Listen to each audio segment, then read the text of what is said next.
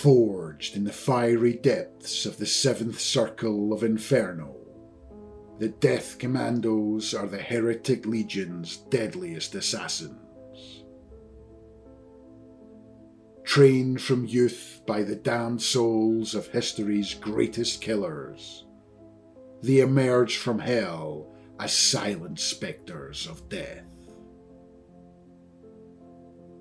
Equipped with stealth generators powered by infernal technologies, they strike unseen, leaving only carnage in their wake. Their tongues are ceremonially removed, ensuring they will never speak of the dark arts they've mastered. In Trench Crusade, the Death Commandos embody the terror of unseen warfare. Their brutal efficiency unmatched on the battlefield.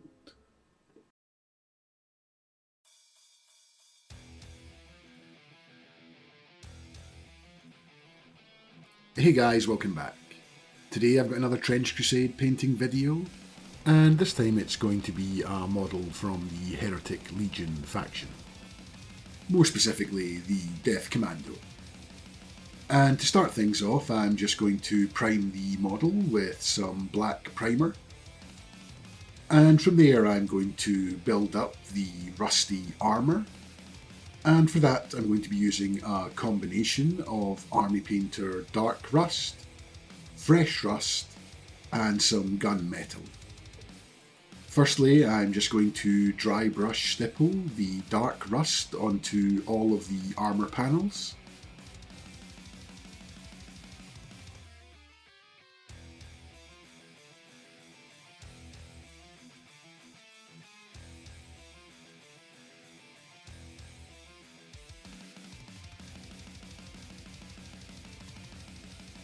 And once that's dried, I'm then going to come in with some fresh rust, this time with a much lighter dry brush stipple, just trying to hit some random areas across the armour panels, which will just give a little bit of variation to the rust effect.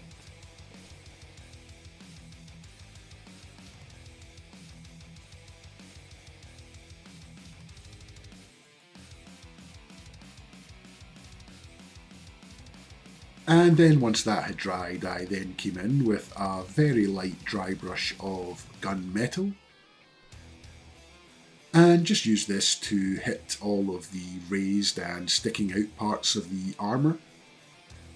And this is just going to give the rust effect a little bit more of a metallic feel.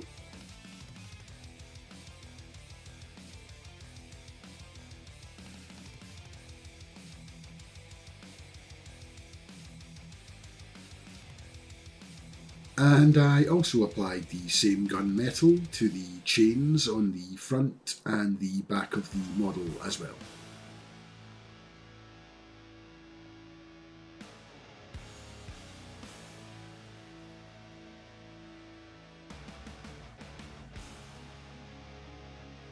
I then decided to tackle the skin. And to do that, I'm going to be using a combination of Citadel Skaven Blight Dinge and Army Painter Deep Grey. And I'm firstly just going to apply a layer highlight of the Skaven Blight Dinge to all of the raised areas on the black skin tone.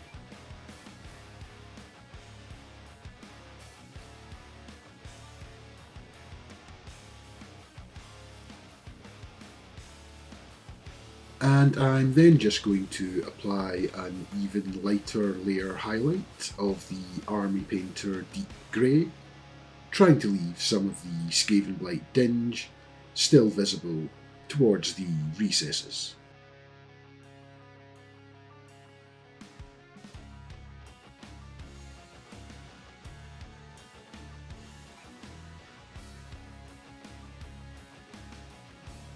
And then at this stage I then go in and give the model a coat of Vallejo Satin Varnish, applied via an airbrush to the entire model. And I just do this to protect the model from the upcoming enamel washes in the next stage.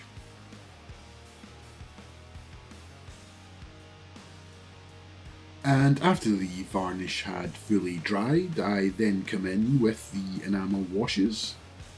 And for this I'm going to be using a 2-to-1 mix of Villainy inks, Goon's Grime and Ichor of the Damned. And I'm also going to be thinning this with a 1-to-1 ratio with white spirits. And this is going to give a really nice dark brown enamel wash. And I'm just going to apply this over the entire model. And if you don't have the Villainy inks, you can always use just about any dark brown oil or enamel wash. There are loads of different brands and types out there, and they all pretty much do the exact same thing, so don't worry too much about the brand you use.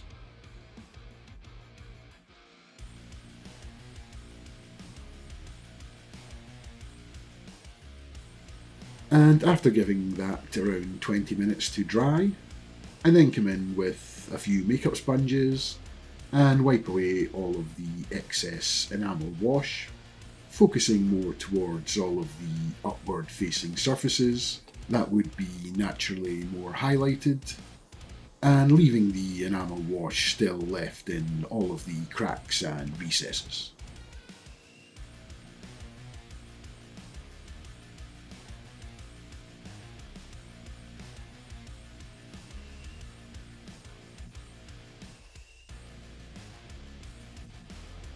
I then wanted to tackle the vials that are sticking out of the back of the model, and these are actually depicted in the artwork more like antennae, but on the model they definitely resemble some kind of vials.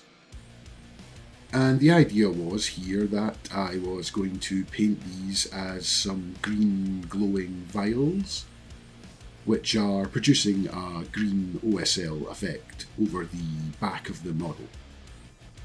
So to achieve this, I firstly went in with some white ink, applied via an airbrush, and I just used this to slowly build up a bright white colour on all of the vials, and all of the surrounding area on the back as well. Just trying to focus my sprays onto where I thought the light would be naturally bouncing.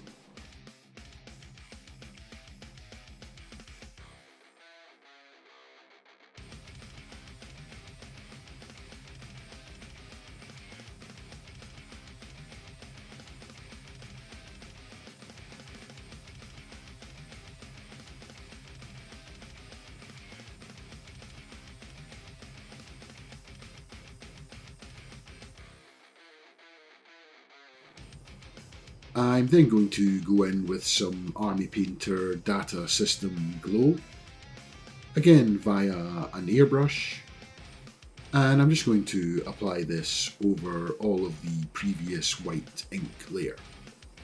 And this should give a nice green glow emanating from the vials, which also produces a glow effect across the rest of the back.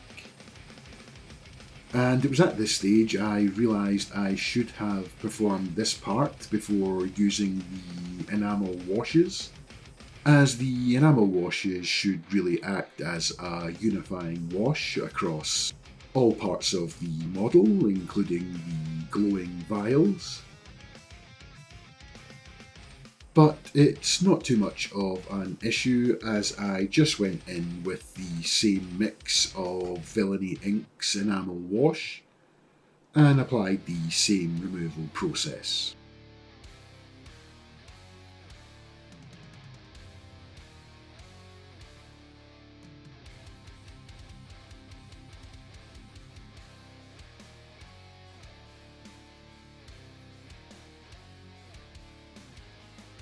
I then decided I wanted to push the rust effect on the armour. So to do that, I used some Dirty Down Rust, which is a really realistic looking rust effect, And I'm just going to apply this via a normal brush and apply this to around 70 to 80% of the armour panels.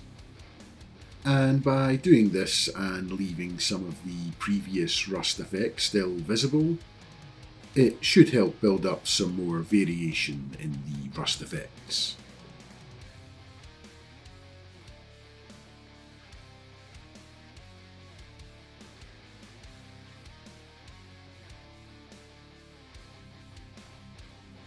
And then after allowing that to dry for a couple of minutes, I then just go in with a damp brush and dab this in and around the dirty down rust area, which should help blend in some of the hard edges and also produce even more variation in the rust effect, as applying a bit of water to this turns the rust a more yellowy colour rather than a dark orange.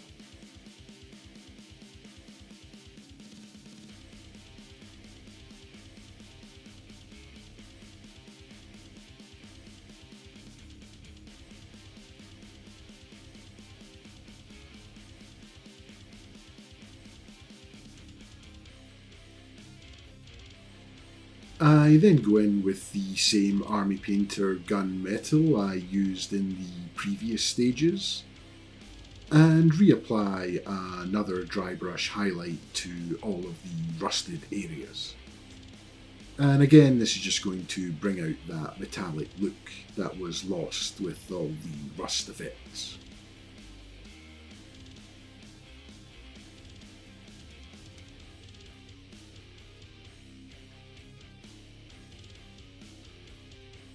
I then off-camera painted up the base, which was a STL I purchased online.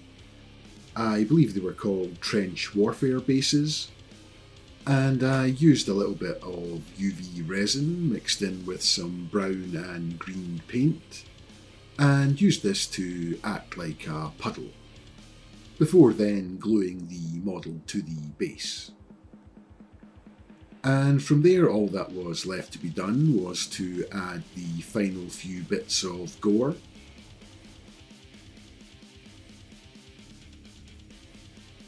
And I just dabbed on some Army Painter Fresh Blood onto the hand of the model, before then going in with some Dirty Down gore to add a few strands of blood and add a little bit more of a Grimdark feel.